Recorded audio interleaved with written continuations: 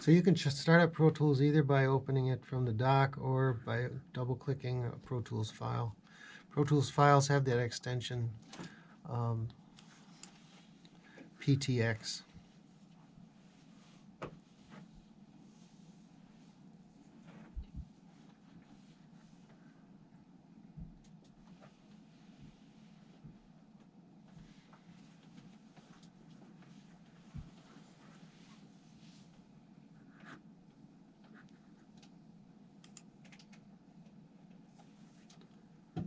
Hello?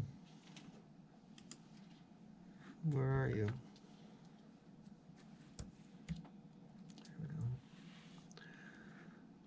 Okay, remember some of you have... It seems to be particularly common now. It used to happen, if you haven't worked on this computer since they bought the new one, which was about a year ago now, it seems to be extremely common that you open up Pro Tools and the windows are closed. And in this particular case, I couldn't even get the Pro Tools to come to the front. Just remember that if you go to Windows, Mix, or Edit, or use the keyboard equivalent of the Apple equals or Command equals, it will open the windows. See, I mean, that's what happened. And I even clicked on this and I couldn't get it to switch to Pro Tools. But I hit the Command equals and the windows came up. So it is working. It's just that I don't know why. It seems to be one of the things that has been common with Pro Tools forever, is that there are some things that just don't return to a default state.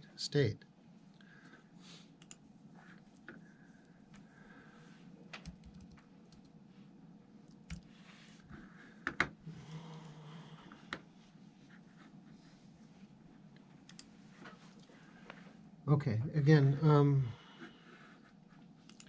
one other thing that you may need to remember or know, that the settings on this make a difference to whether you can hear stuff or not. And I have this picture of what it should look like right on the desktop. If you forget what it's supposed to look like, or you come in here and it's something like this, and everybody's been rocking out to all the speakers. That's not the normal setting. Yeah. If the oratones aren't loud enough, if the oratones aren't loud enough, the EVs are. So the main thing to remember is that you need to be connected to the Avid 1 and 2 for the source and for the Q. The Q is the headphone mix. And then these are your speaker settings. And you can turn them all on if you want, but that just is totally not really a good idea. There's no purpose to it other than fun, which is, I guess, a purpose sometimes. And then your volume control. So you need to make sure that this looks like that. And that's what that picture's there for. Interestingly, the aux is all the way down. So if you wanted to plug in the external aux, you have to turn that up in the top left. Right. We didn't used to do that hardly ever. Now we do it all the time. Yeah. That's this thing here.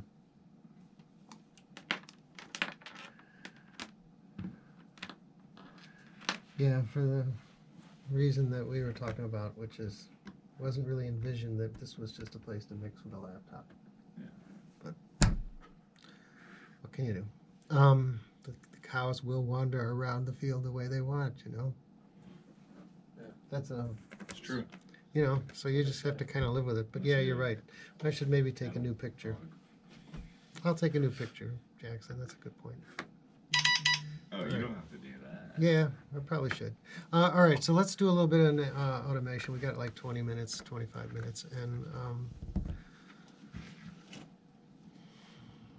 so there's two ways to do automation. Let's see what's going on with this thing.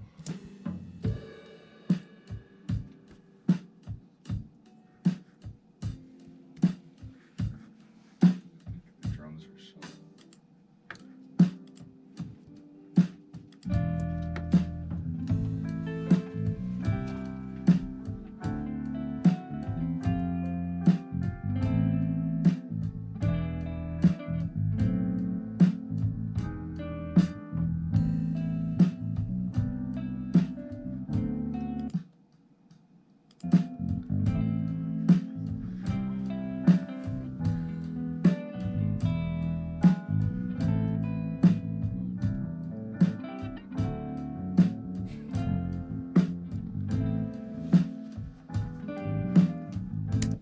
Okay.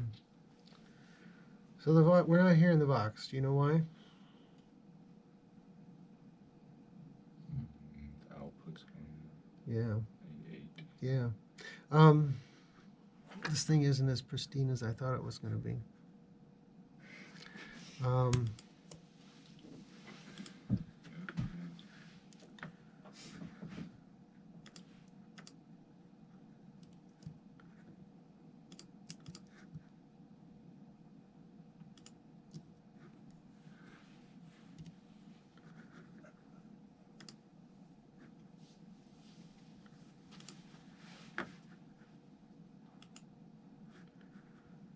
Okay, so these slots up here at the top of each of these tracks are inputs and outputs. So the top is the input, the bottom is the output. And the Vox, the voice, wasn't being heard because it was being sent to a sub and not sent to the main output. The main output is 1 and 2. So that's the one that's yellow right now. It's yellow because it's being used by another track. So once it's used in one place, it will turn yellow, which is helpful because then sometimes, like with a send, then you know you can't use that one for something different than what you have to use it for the same thing that it was used for before. The same thing's true of these inputs. So you have the interface, and then you have buses as inputs as well. So if nobody has dorked with the input map, which is about an 80% given, these will be labeled according to the actual mic pre's down here.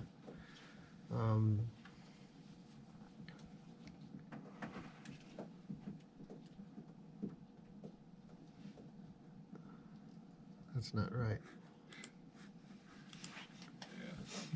I thought API 1 and 2 were technically. See? Somebody's changed these. Why? I do not know. The API is 5, 6, 7, and 8. And 1 and 2 is the Vintech. And what did it used to be? What? What was it like before? It was at the default setting, That. like that. So I'm not sure why somebody changed it, but So people just want to watch the world burn. I wanted to see if it really worked, I guess. So we don't need the inputs because we're not going to record. But just to kind of, it could be a little rough here for a week or so because who knows what the heck happened during Christmas. I mean, I don't know. Winter break. I mean, there are a couple people that know how to do that kind of stuff and do it a lot.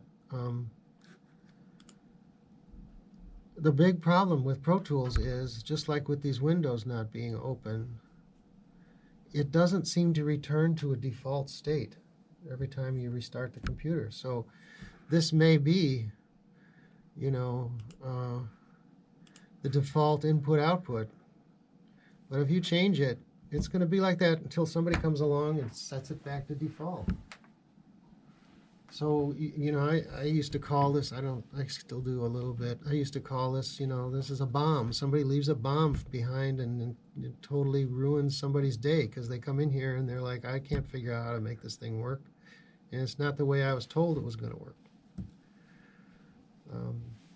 So either you got to learn all the different things about how Pro Tools works, which is a lot, or we all need to try and keep our fingers out of things like input outputs and really pretty much the setup menu. Anyway, all right, here we go.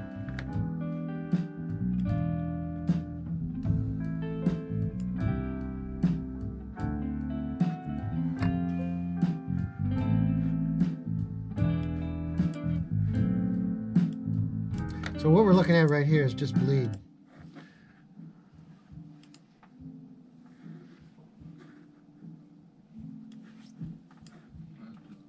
There is a house in New Orleans they call the Rising Sun. you can do this. There we go.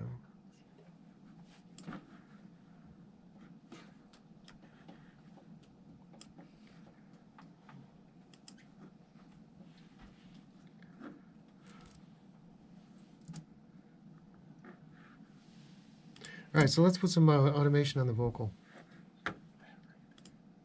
They call the rising sun, and it's made a ruin of many a poor boy. Oh God. Okay, so on each one of these audio tracks, there's this pull down where it says waveform. And there are different things that you can look at besides the waveform.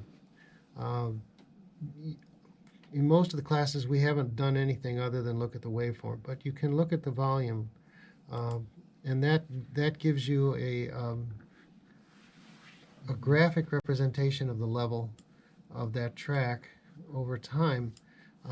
Using breakpoints, you can go in there and actually draw the level, and you can do it in real time using the faders. So let's start with the real-time version, which is you go over here on the track that you want to. Let's just say we want to.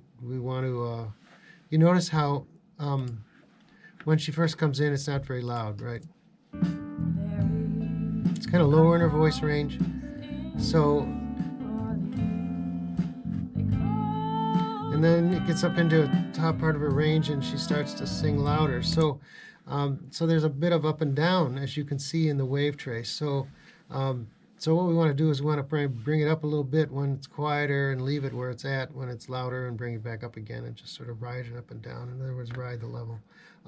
So we can do that manually here, or we can do it by drawing curves. So to do the automation, you use this part that normally says auto read.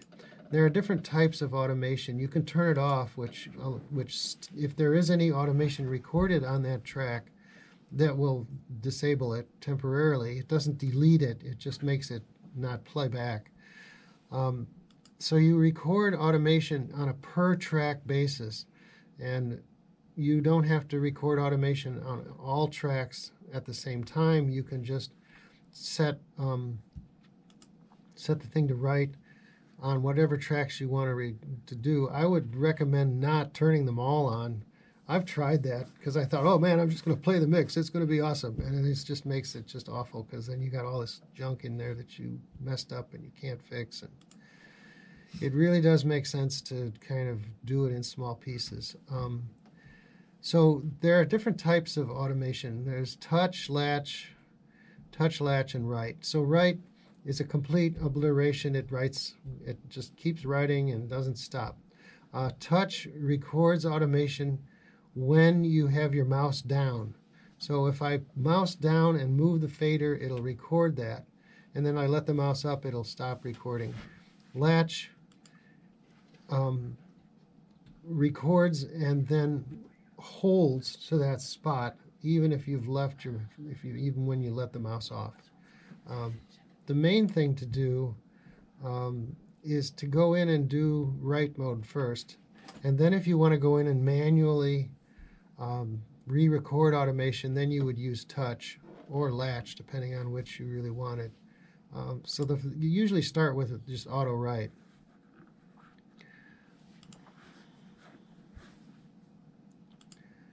And you can record automation on panning, muting, and level, and then on Thursday I'll show you about automation for plugins.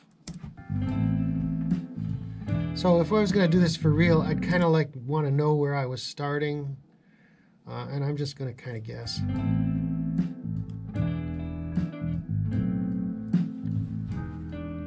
There is a house in New Orleans they call the rising sun, and it's made a ruin of many a poor boy. Oh God, I know I'm one.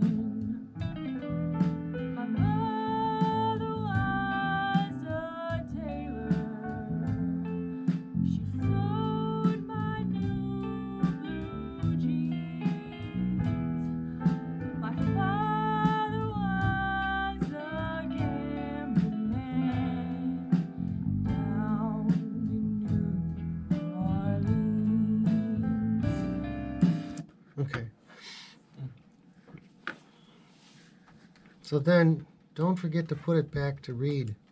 Because if you leave it on latch and you're just kind of goofing around, or you're working on something and you just mindlessly do something, if it's on right, it'll record that. You can undo it. You do have a level of undo. The other thing to note about making automation is that you do not go into record to do it. You just play. What turns the automation recording on or off is that if you're in write or touch or latch versus read, it isn't the record button. The record button isn't part of it. So then sometimes, once you've laid down some automation, then there's usually some things that need touching up. Either you would go back with touch and just kind of fix some of them. I grew up, so to speak, with non-real-time computer hardware, so I'm really very used to dealing with these breakpoints, and so I generally tend to either just completely do the automation by drawing it or by going back and manually fixing it. You need to use something like the hand tool to go in and move these breakpoints around. So you probably heard it when I pulled it back for the loud spots, and you can see it here in the trace, that when I pulled it back for the loud spots, I pulled it back too far. As you can see, I pushed it back up. So really what I want to do is I want to have this dip here and this one too go away. So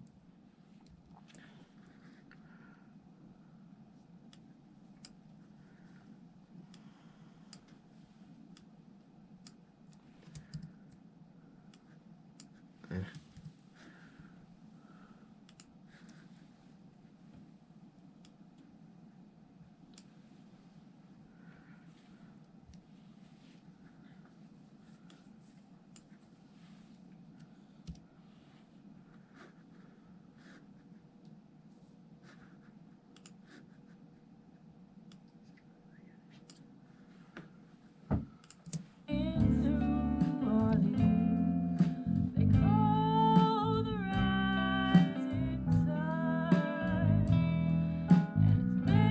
made of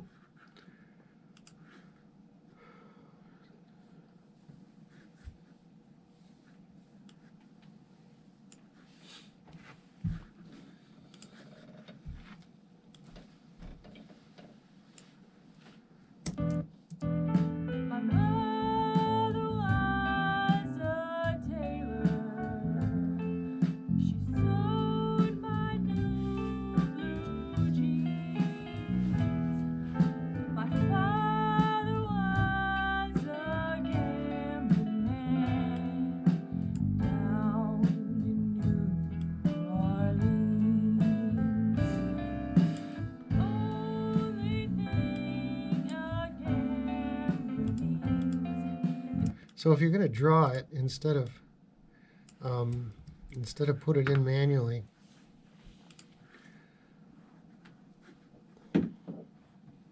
it's useful to put in sort of like, I like to think about it like fence posts, these sort of bounding places, because what I want to do is the same thing I did over here, which is as it gets softer, I want it to bring up the level, because a lot of singers, the end of the phrases fall off, and you want to try to keep the intelligibility of the words going. So we want to try to bring up that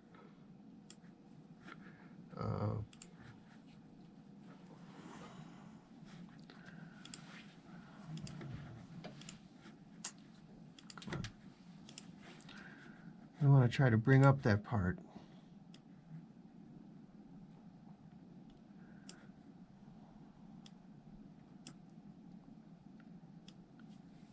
So some people don't like doing this because they say that they can, as you can see, the difference between the automation that's recorded in real time. the number of breakpoints, there's a lot more than you would if you drew it yourself. And some people say they can hear that. I don't know. I'm not convinced that you can if it's fairly well done. But it could be. I mean, I will give it that there's probably some people that are way better at this than me, and that drawing the automation is not as smooth. Only thing a camera needs is a suitcase and a trunk. And a trunk. And the The thing that I like about automation, especially, well, for all kinds of things, is that you hear this little spot here where she goes, she kind of really swallows the end, but it sounds really nice. It's you know, it's those kind of little inflections that make a voice or a performance have a lot of personality, which is really what we want. We don't want it to sound so generic, like we don't want it to sound like the person is a machine. We want them to sound like they've got the human quality to it, and something like this little bit here can contribute to that. You know, and it sounds much more interesting to hear that and digging it out.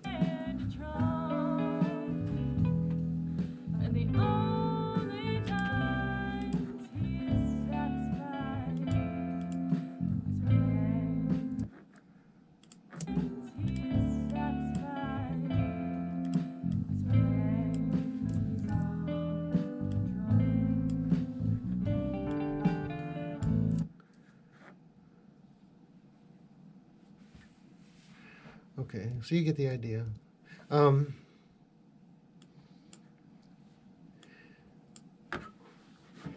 Is there a key to press to open up the automation, like window?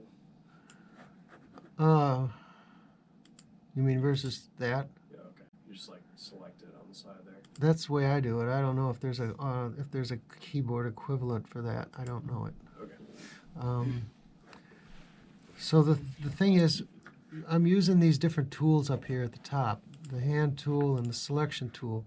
The selection tool for deleting things, the hand tool for drawing the breakpoints. Another way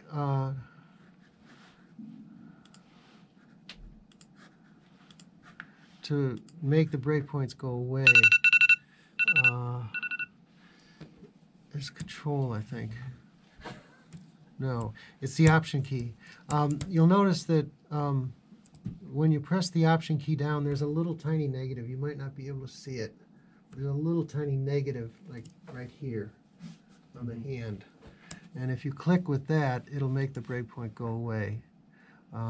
So you can delete individual breakpoints if you decide you want to change it and not just drag it. You can do panning as well. You just record it right on top of what's already there.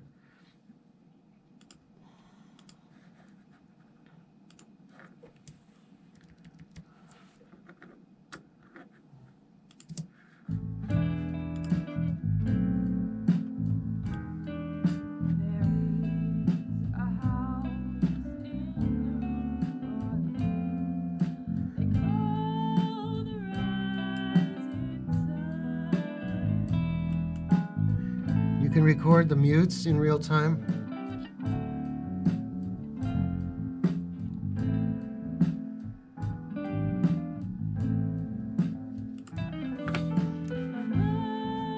You can turn automation on and off on the fly. So one of the things that you should start working towards doing is a lot of this kind of editing and technical detail stuff without stopping. Only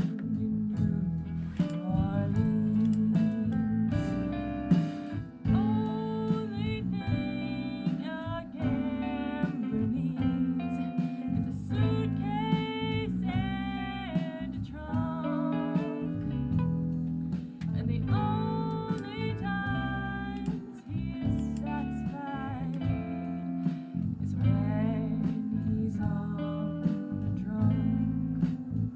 this is a guitar solo, I think.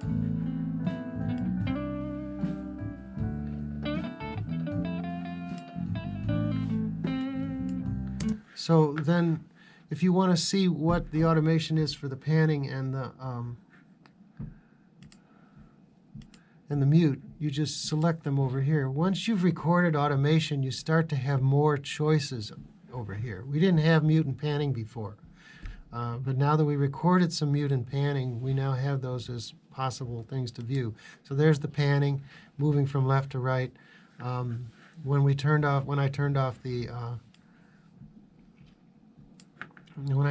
the record, it jumps back. And then the muting, which can be really handy to do in automation. Sometimes I've done this a bunch of times where there's some little imperfection. I'm working on a project right now where actually the interface glitched for like one sample. And it was possible to just go in and mute the track for basically one sample. And that got rid of the click, which was great. So you can make these mutes very tight, tighter than you can play them if you need to, or you can draw them.